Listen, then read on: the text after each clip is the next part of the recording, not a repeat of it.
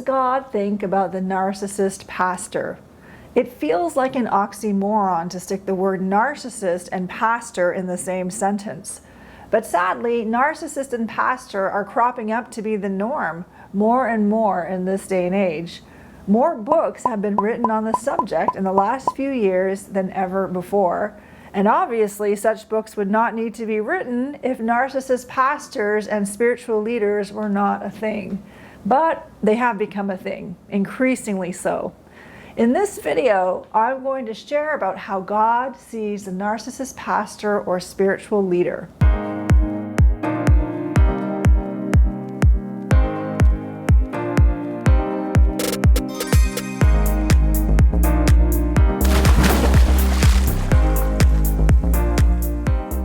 Now, before we get into it, for those of you who are new to my channel, welcome. My name is Shaneen Megji. Welcome to my channel called Toxicity is Not Your Destiny, where I put out weekly videos on how to navigate toxic relationships and environments in your life from a biblical, practical, and spiritual perspective. So if you're interested in receiving content from me on a regular basis, subscribe to my channel and click the bell so you can be the first to know every time a video is uploaded. Narcissism in church and ministry leadership should be no surprise to us in this day and age. For the Bible says, "But know this, that in the last days perilous times will come. For men will be lovers of themselves, lovers of money, boasters, proud, blasphemers, disobedient to parents, unthankful, unholy, unloving, unforgiving, slanderers, without self-control, brutal, despisers of the good, traitors, headstrong, haughty, lovers of pleasure rather than lovers of God, having a form of godliness but denying its power. And from such people turn away." We're actually supposed to have nothing to do with these types of people. Narcissism is not a black and white issue. Every human being has some degree of narcissism within them. And we know that Satan, the father of lies, is the first and greatest narcissist. The Bible says, "How you are fallen from heaven, O Lucifer, son of the morning, how you are cut down to the ground, you who weaken the nations. For you have said in your heart, I will ascend into heaven, I will exalt my throne above the stars of God. I will also sit on the mount of the congregation on the farthest sides of the north. I will ascend above the heights of the clouds. I will be like the Most High. Yet you shall be brought down to Sheol, to the lowest depths of the pit." So Satan is the greatest narcissist, and he tries to conform all of humanity into his narcissistic image. And we must fight becoming like Satan by fighting narcissism within ourselves. So all that being said, what that means is that every person has degrees of narcissism within them. Narcissism is not an all or nothing deal, like whether you either have it or you don't. It all falls on a continuum, so you can have someone who's healthy in the center, then further along, someone who has some narcissistic traits, and even further along, someone who might be one of the several types of narcissist. And then towards the end of the spectrum, you may be dealing with a malignant narcissist and heading into the category of psychopath. A malignant narcissist is someone who borders on being psychopathic. So where does the narcissist pastor come in? And how can you tell if a pastor or spiritual leader is a narcissist? Well, to start, they need to have at least 5 of the following traits. Number 1, a grandiose sense of self-importance. Number 2, a preoccupation with unlimited success, power, beauty, or ideal love. Number 3, a belief that they are special and unique and can only be understood by or associate with other special, high-status people. Number 4, a need for excessive admiration. Number 5, a high sense of entitlement, which comes through as unreasonable expectations or demanding automatic compliance with their expectations. Number 6, being exploitative of people. In other words, they take advantage of others to achieve their own ends. Number 7, they have a lack of empathy. They're unwilling to recognize or identify with the feelings and needs of others.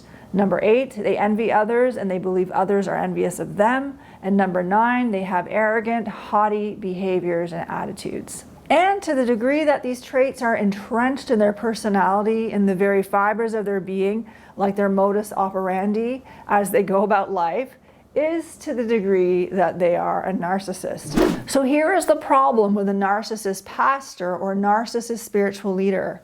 They are hung up on pursuing works more than pursuing inner transformation. They are about doing a work that is about God, but without God in it.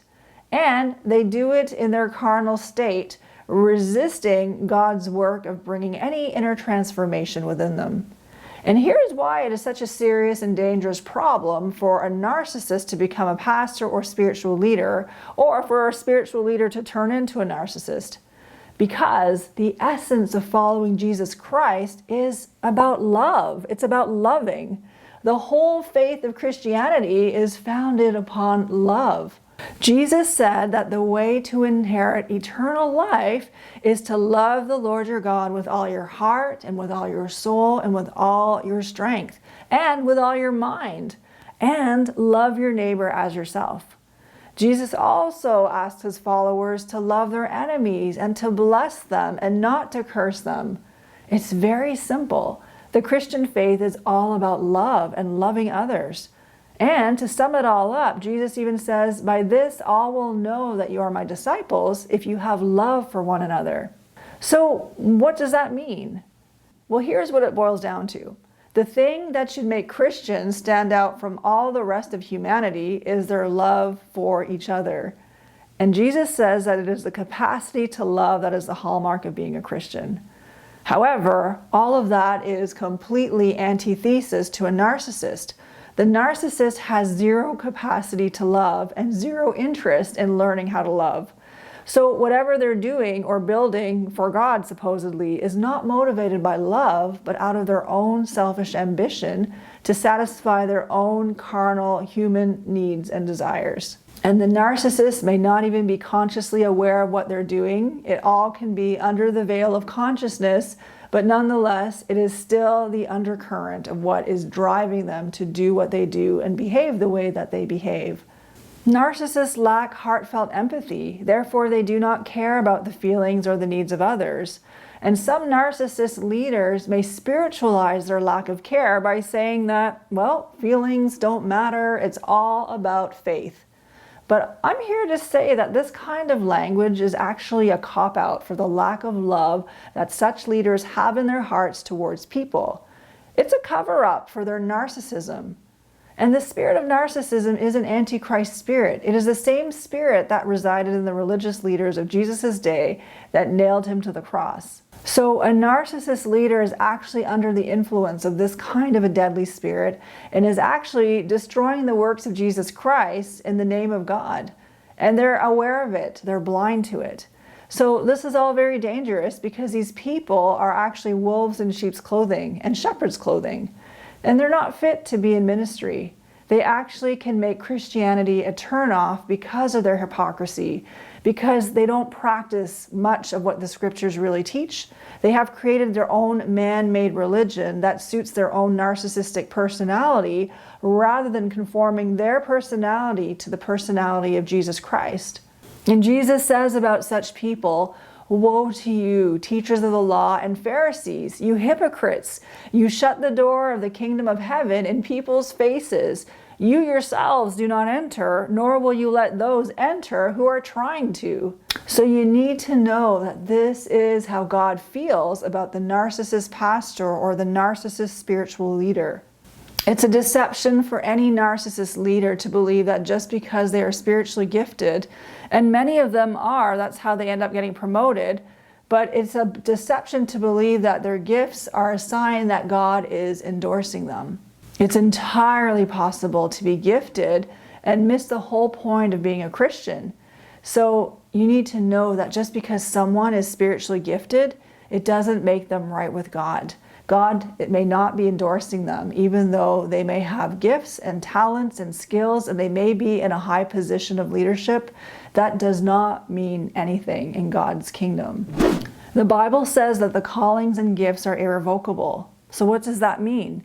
It means that if someone stops following Jesus Christ and practices a sinful lifestyle, God will not take away their spiritual gifts. So you need to know and not allow yourself to be deceived or too impressed by people with spiritual gifts, because it doesn't guarantee that they're walking right with God.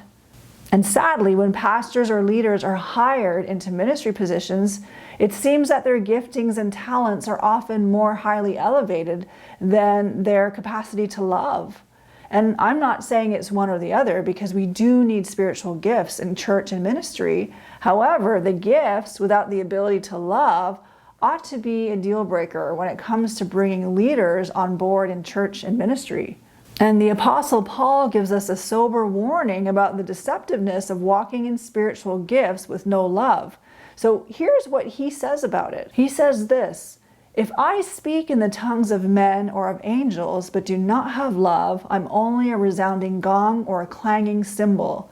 If I have the gift of prophecy and can fathom all mysteries and all knowledge, and if I have a faith that can move mountains, but I don't have love, I'm nothing. If I give all I possess to the poor and give over my body to hardship that I may boast, but do not have love, I gain nothing." So you need to know that it's very possible for a narcissist pastor or a narcissist spiritual leader to function brilliantly in supernatural gifts without an ounce of love.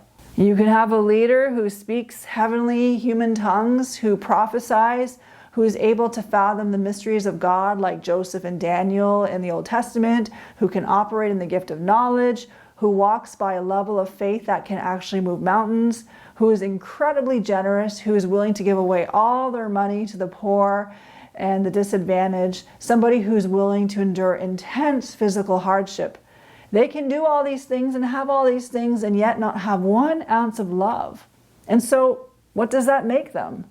So the Bible calls people like this a jarring, cringy noise in the kingdom of heaven.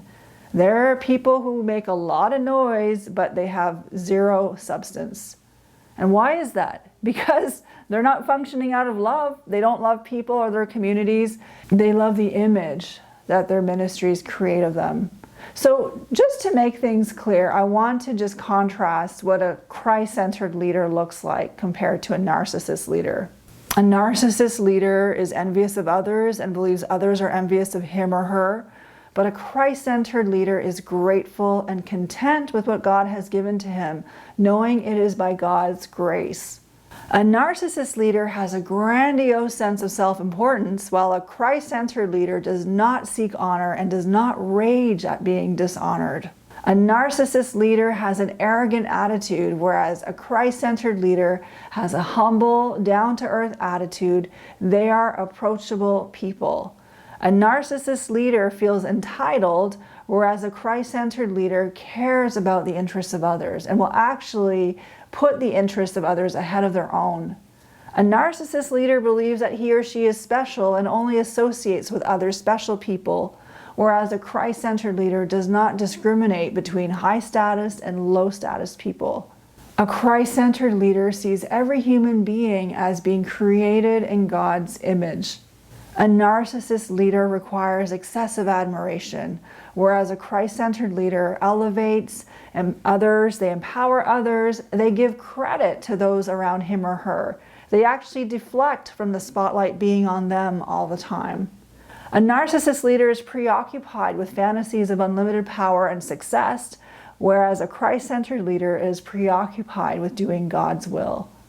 A narcissist leader takes advantage of others to achieve his or her goals, but a Christ-centered leader serves the interests and needs of others. They understand the true meaning that the greatest in the kingdom of heaven is the servant of all.